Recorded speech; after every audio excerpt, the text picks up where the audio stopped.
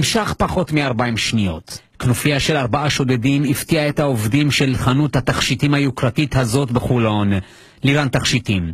הכנופיה שמונה 4 שודדים התפצלה לשניים מיד אחרי שפרצה על החנות. אחד מהם משתלט על העובדים באקדח שלוף ומכריח אותם לשכב על הרצפה, בעוד שחברו מאיים עליהם בגרזן שלא יעזו להתנגד. על הדרך הוא גם לוקח תכשיטים שהיו מונחים על השולחן.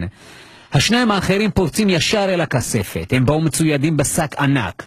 הם מכניסים לתוכו כל מה שבא ליד, תכשיטים בשווי של מיליוני שקלים, כסף מזומן וצ'קים להפקדה. הם באו מצוידים במודיעין איכותי. הם ידעו מתי להפתיע את העובדים בשעת סגירת החנות, שאז הכספת פתוחה. כאמור, אחרי פחות מ-40 שניות הם כבר מחוץ לחנות עם מיליוני שקלים. חזי שעבד באותה שעה במסעדה שלו צופה במחזה שלו אופייני לכנופיית שודדים. הם באו במכונית ולא עם קטנוע, כלי שאופייני לשודדים. חזי מיד מצלצל למוקד המשטרה. משטרה שלום. דחוף, ששודדים פה את לירן תכשיטים, דחוף תגיעו. הם מעמיתים את זה לאוטו. מה אתה מדווח? על מה שוד? שוד בלירן תכשיטים. איפה זה? כן, בחולון. הם יצאו עם שק. הנה, הם נוסעים עם מזדה אפורה. הם יצאו לכיוון דובוד.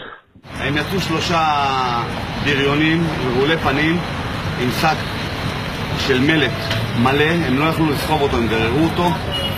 היה אוטו שעושה חנייה כפולה. הם ניסו להכניס לפתוח פגז'. הפגז' לא נפתח להם. בינתיים אני דיווחתי למשטרה. חלפו כבר 2.5 שבועות, אף אחד מחברי הכנופיה טרם נעצר.